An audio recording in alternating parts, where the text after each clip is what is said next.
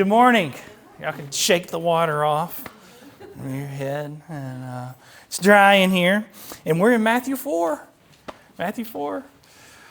To recap, in our last lesson, we met John the Baptist.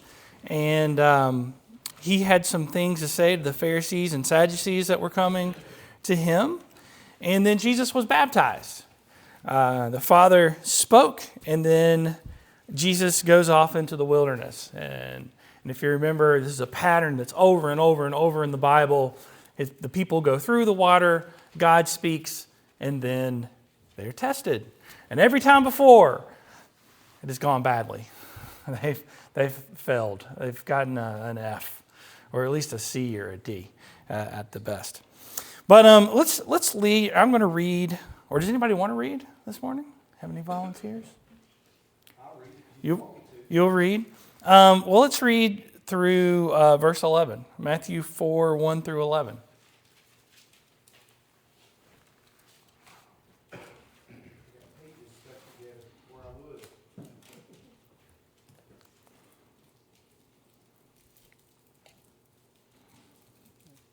Then Jesus was led by the Spirit into the wilderness to be tempted by the devil.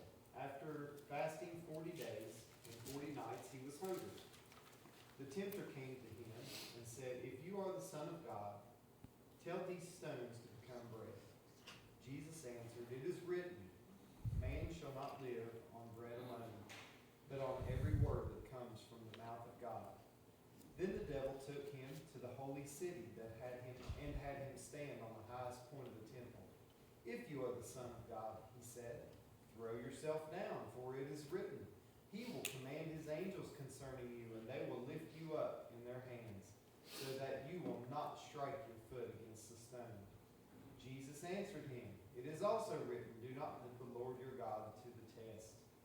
Again the devil took him to a very high mountain and showed him all the kingdoms of the world and their splendor. "All this I will give you," he said, "if you will bow down and worship me."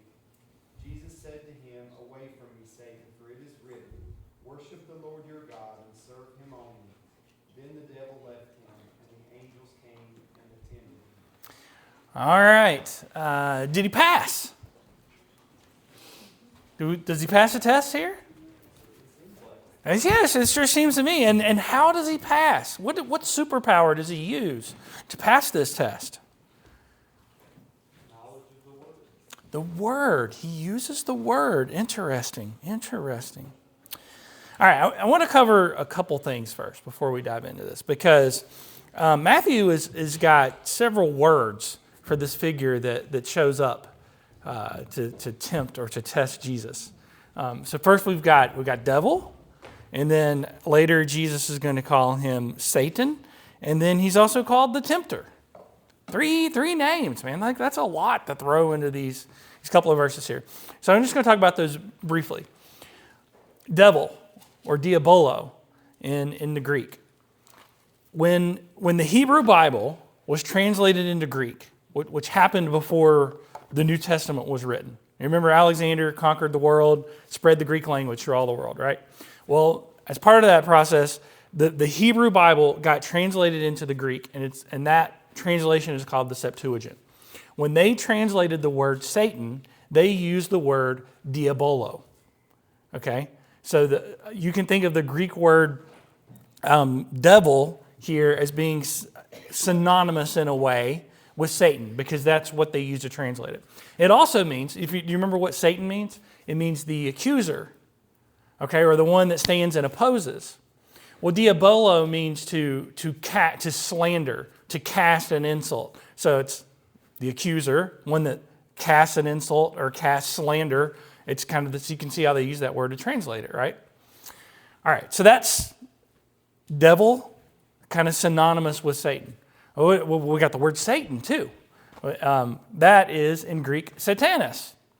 And what that is if you take the Hebrew word Satan and you transliterate it, and what I mean by transliterating is you get it a lot more in the Greek, because the Greek alphabet is very similar to the English alphabet, and many of our words, they have just taken the Greek letters with the English letters and made a word that sounded the same as that word and I don't know, a good portion of our vocabulary is just Greek words that have been transliterated into English.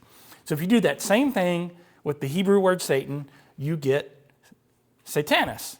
And so that Satan that's there is the same word in the Old Testament transliterated instead of translated. So translating is you take a word out of your language that means the same thing as this other word. Transliteration means you take the letters and you get the closest letters you can in your alphabet that's going to sound the same way.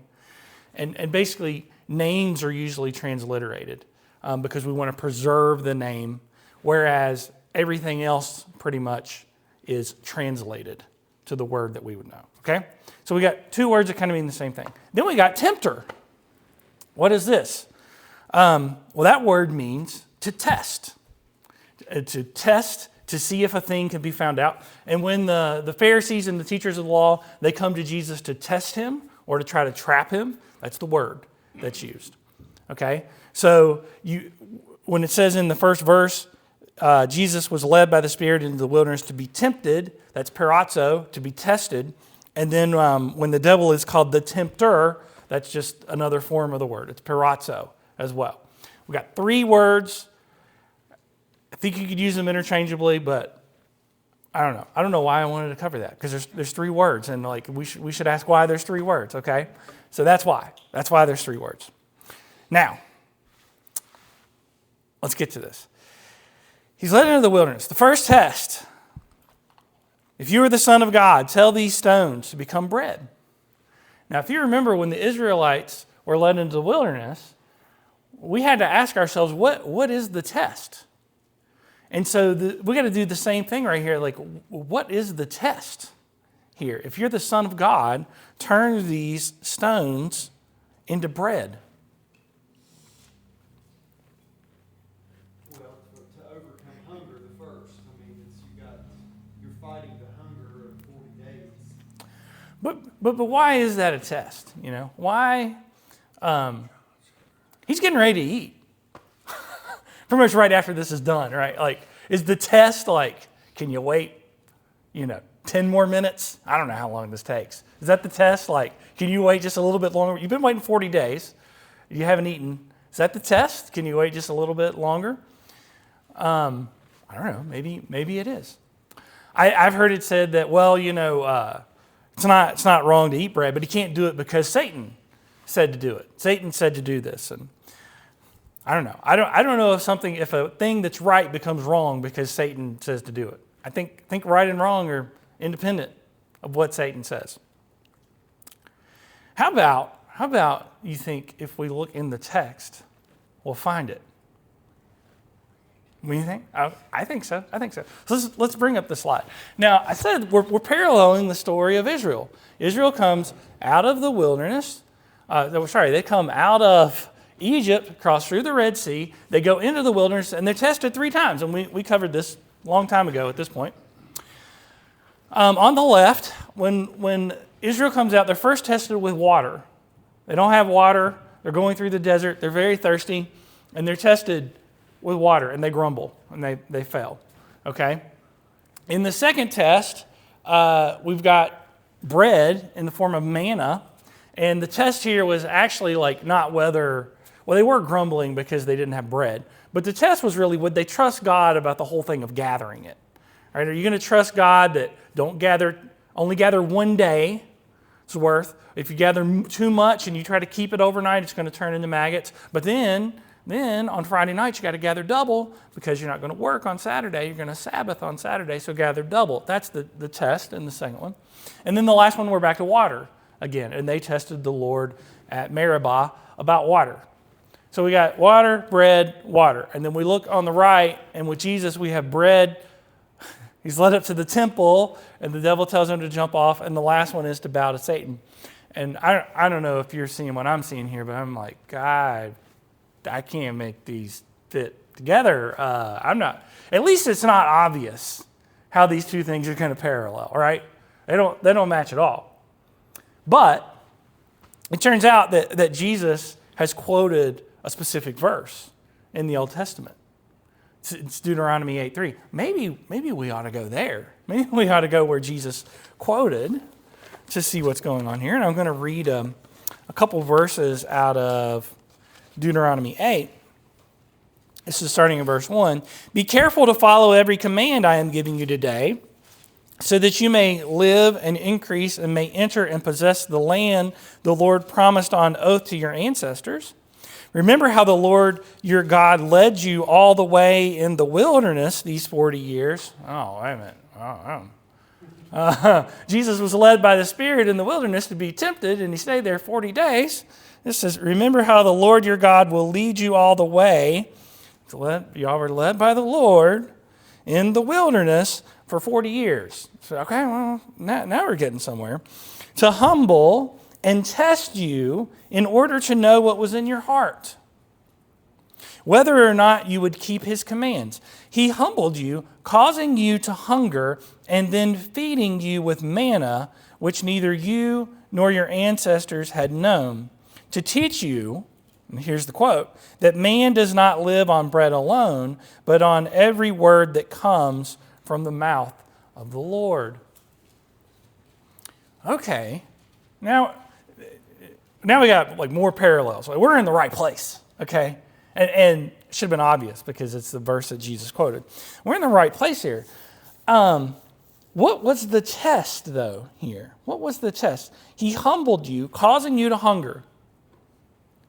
Did God or the Spirit cause Jesus to hunger? Leads him out into the wilderness. He doesn't eat for 40 days. He caused to hunger and then feeding you with manna. Who's doing the feeding? God is doing the feeding. What's the test? Are you going to wait on God to feed you? Are you going to wait on God to feed you? What's this first test again with Israel? What was the whole point of this test? We don't have a lot of time, so I'm not going to go back and read it. But the point was they're going along in the desert. They get thirsty, and they grumble for water. And then God gives them water. And then the very next verse is they come to this place where there are 12 springs and 70 palm trees. In other words, the water was just over the hill. If you had just waited, that was the test. God's going to lead you out here. You're going to get really thirsty. It's going to be hard. But he's not going to let you die of thirst. Right when you need it most, the water is going to be there. God will provide the water. He's leading you to the water. That's the point of that first test. Starting to see a parallel now? What is the test? Jesus knows the Spirit has led me out here, and I'm following this pattern. I've read this in Deuteronomy 8:3. I know I'm supposed to wait on God to feed me. What happens at the end of this thing, by the way? The angels come and attend him. Think they got bread? I think they got bread. I think if he waits, he'll get fed. Now, it's a little bit different. So what are we supposed to get from this? Like, are we not supposed to eat? Are we supposed to not eat sometimes and wait on God to feed us? Like, no, it's in the text. There was a test that God gave. There's something deep to learn about that, right? About being led through the wilderness and being thirsty. But even though you're thirsty, God is going to provide for you. If we go back, there's the lesson. It's not about bread. This isn't about rye or sourdough. This is about trusting God to provide for you. You can't find it unless you go back in the text. All right. Here's where it gets interesting, okay? Because the first one turns out it's obvious. The third one is obvious. The second one, we're going to have to work for the second one, okay? And doesn't that make sense? If you got three things, where's the treasure? It's in the middle. It's in the middle one. That's how it works. It's in the middle one. So I'm going to show you the last one here. Well, I'm going to show you two last ones. Because it turns out in Deuteronomy 8, if you come down towards the end of the chapter, anybody want to read Deuteronomy 8, 19 through 19 and 20? Just 2 verses? I got it. You got it? If you ever forget the Lord your God and follow other gods and worship and bow down to them, I testify against you today that you will surely be destroyed. Like the nations the Lord destroyed before you, so you will be destroyed for not obeying the Lord your God. All right, I mean, we got a reference to our third test here, right? Third test, Satan says, bow down to me and I'll give you all this that you can see. We're up on the high mountain. And here we've got God telling them not to bow down to other gods or worship idols. Okay, that one's easy. And like this one's the easiest. Like, what's the test? Don't bow down. Don't follow other gods. Don't follow other idols. Don't bow down. It's easy. Now, here's the problem. If we got the first test at the beginning of the chapter and the last test at the end of the chapter, what does that mean? It means the second test is somewhere in the middle. You read this, you read the middle. All right, let's just read it. That's what we got to do. We got to read it. It starts in verse 10 through 18. I'm going to read this part, okay? When you have eaten and are satisfied, praise the Lord your God for the good land he has given you. And by the way, Jews, they pray after they eat. I think they pray before they eat and after they eat. And this verse is the reason, okay? When you have eaten and are satisfied, praise the Lord your God for the good land he has given you. Be careful that you do not forget the Lord your God, failing to observe his commands, his laws, and his decrees that I am giving you this day. Otherwise, when you eat and are satisfied, when you build fine houses and settle down, and when your herds and flocks grow, and your silver and gold increase, and all you have is multiplied, then your heart will become proud, and you will forget the Lord your God, who brought you out of Egypt, out of the land of slavery.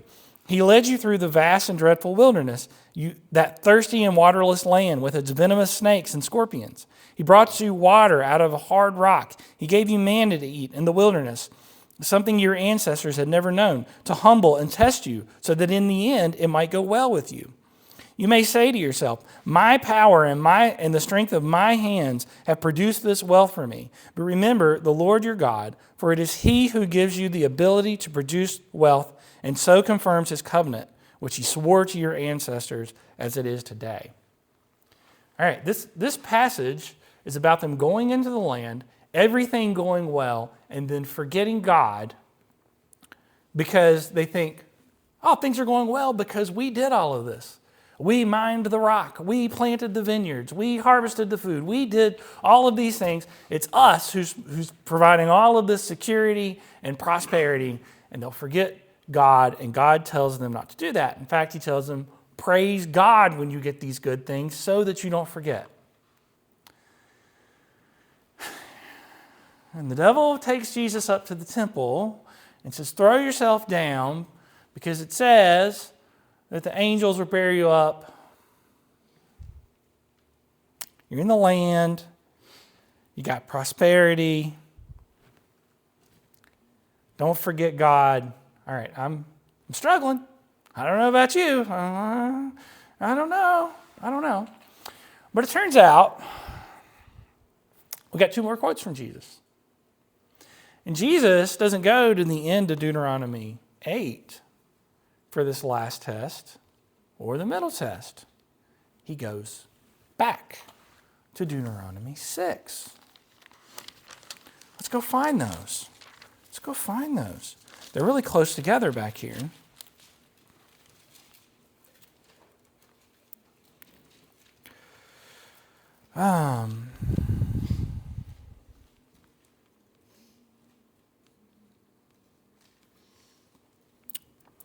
Okay, so in verse 13, we've got the last one.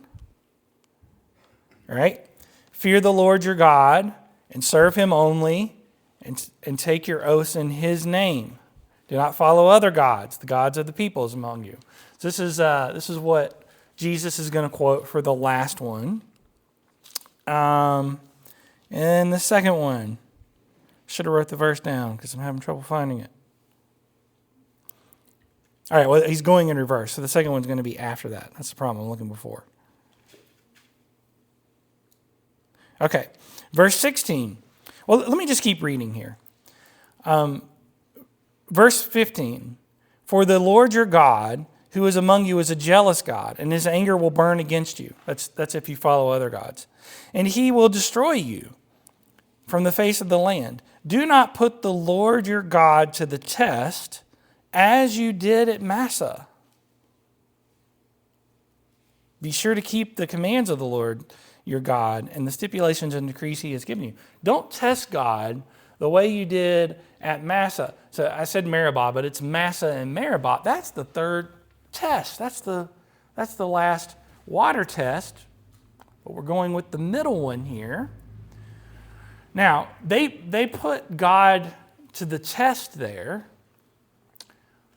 because they didn't have water. Now, wait a minute.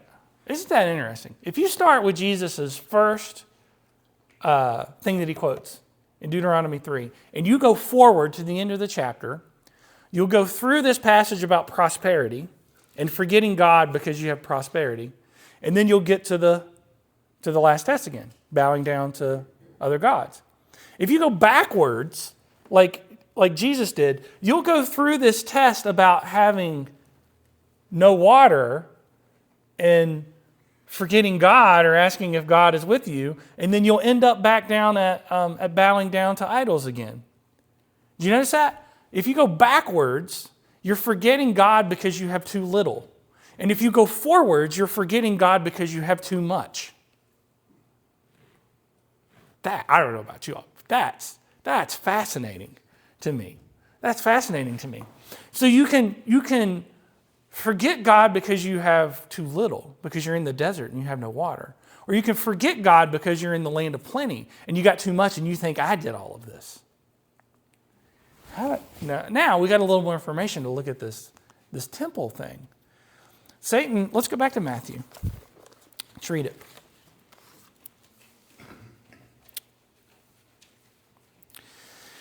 Starts in verse 5. Then the devil took him to the holy city and had him stand on the highest point of the temple. If you are the Son of God, he said, throw yourself down, for it is written, he will command his angels concerning you, and they will lift you up in their hands so that you will not strike your foot against a stone. And Jesus answered him, it is also written, do not put the Lord your God to the test. And if I would finish that quote for him, as you did at Massah, when you needed water and you put God to the test over water. That's the full quote. By the way, what game is Jesus playing here? We play a game. We play a game with using the Bible. It's like, I give you any situation, what are you supposed to do? Well, you got the whole Bible in front of you. Okay? Pluck out a verse, any verse. We prefer that it be in the context of that verse while you're using it. But if not, we might let you pass with that. Is Jesus playing a game with the devil here where he's like, I've got all the Old Testament, you give me something, I'll pluck out a verse? No. No. They're all together. They're all part of the same story. They all go along with where we are in Matthew's theme of retelling the story of Israel. He hasn't plucked verses out of anywhere.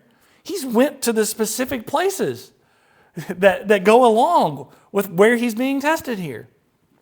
Okay, so this, do not put the Lord your God to the test. That's not just plucked out of anywhere to be used any time that, like, don't test God. Because in fact, like, people later in the Old Testament, they're going to test God. And in fact, there's a time when God's going to ask people to test him. It's not a verse to be taken out of context. It goes with the story. And so this is about being in a dry, thirsty place, and are you going to wait on God? Or it could be about having a lot of prosperity, and are you still going to trust in God? What is the devil really asking him to do here at the top of this temple?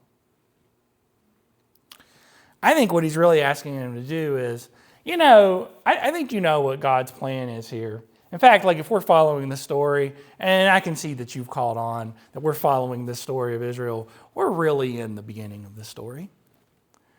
And you got about 3.5 years ahead of you Jesus, to get where God wants you to go. And how about here's a different plan? Let's just take you to the top of the temple here. And why don't you just jump off? And you'll be falling down, and everyone's going to, there's somebody jumped off the top of the temple. And then angels came and swooped him up and set him down so he wouldn't get hurt. This is the Messiah. I said everyone there going to be like, the Messiah. I mean, like, in one fell swoop, jumping off the temple, everyone's convinced that he's a Messiah. But God's got a different plan. God's got a different plan that goes through the wilderness for Jesus. Jesus is going to have to go through the wilderness, and he's going to have to prove that he's the Messiah in a much worse way. Not by jumping off of the temple and having angels swoop him up, by dying on a cross for us, and then having his followers go out to convince everyone that he's the Messiah. That's the plan that God has laid out here. But Jesus, are you going to do it? You going to come up with your own plan? Says the devil. You going to come up with your own plan and do it your way? You could do it by the strength of your own hand right now. Right now, Jesus, you could do anything you want. You can prove to anyone that you're the Messiah right now. Why don't you do it by your own strength, Jesus? Jesus says no. Jesus says no. I know I've got the strength. Like if I'm in the land and the prosperity is mine, like the rest of Deuteronomy 8, I'm not going to forget God. I'm going to do it God's way. Even though I got to go through the dry, thirsty desert, even though that's what God is asking me to do, is to go, his life is going to be the dry, thirsty desert. Even though God is asking me to do it that way, I'm not going to forsake God because I'm thirsty. I'm not going to forsake God because I'm hungry. I'm going to follow God's plan. That, I think, is the treasure in this middle test. All right, I did a lot of talking. Questions? Comments? Boy, the New Testament is so much better when you go and you look in the text and you find it in the text. All right, if there's nothing else, let's keep going. Verse 12, and when Jesus heard that John had been put in prison, he withdrew to Galilee, leaving Nazareth. He went and lived in Capernaum, which was by the lake in the area of Zebulun and Naphtali, to fulfill what was said through the prophet Isaiah. Land of Zebulun and land of Naphtali, by the way of the sea, beyond the Jordan, Galilee of the Gentiles. The people living in darkness have seen a great light. Those living in the land of the shadow of death, a light has dawned. From that time on, Jesus began to preach, repent, for the kingdom of heaven has come near. All right, we got another prophecy, right? We got another prophecy that is fulfilled. Matthew says it's fulfilled here, okay? But there's something interesting about this one. This is in Isaiah 9, 1 and 2. Anybody want to read that? Just 2 verses. Isaiah 9, 1 and 2. All right.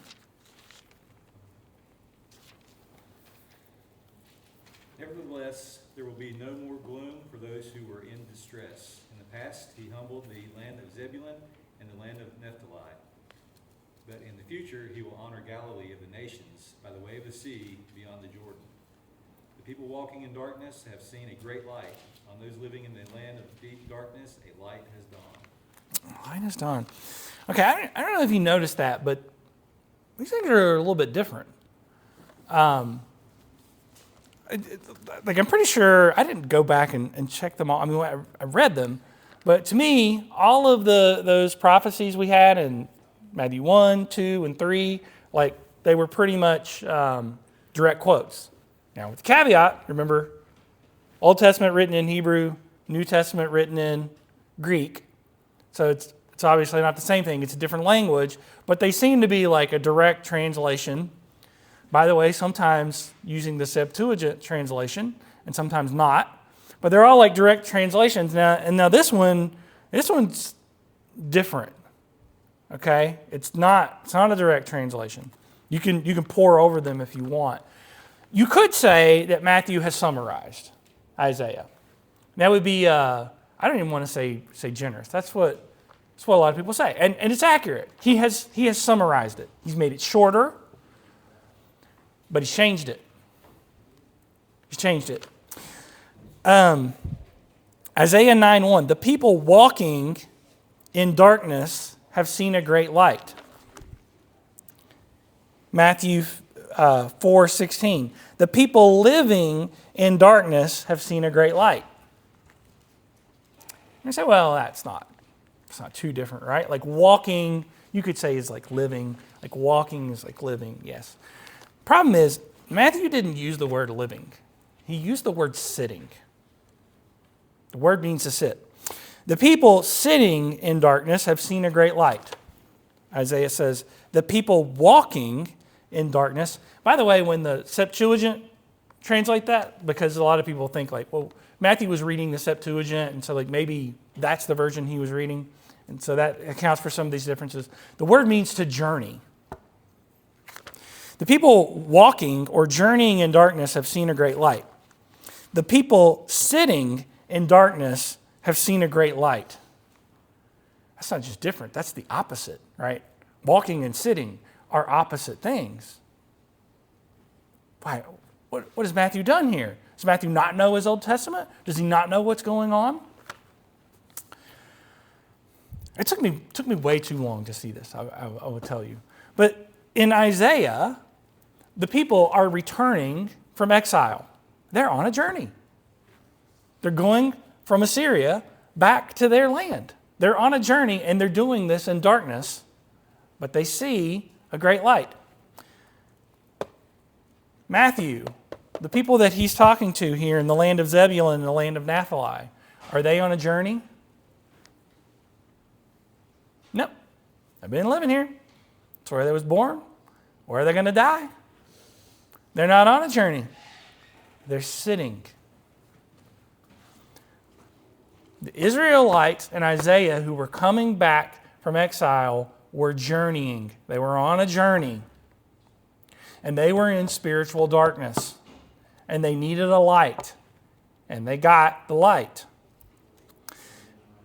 These people that Matthew was talking to in Jesus' time are not on a journey. They're sitting in darkness. It's almost as if he's saying, you all were on a journey. Remember this time when you all came back from Assyria and God gave you the light for your journey back?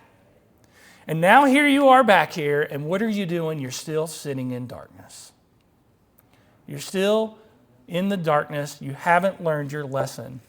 And so God is bringing the light again. I've been harping on these fulfillments of prophecies, right?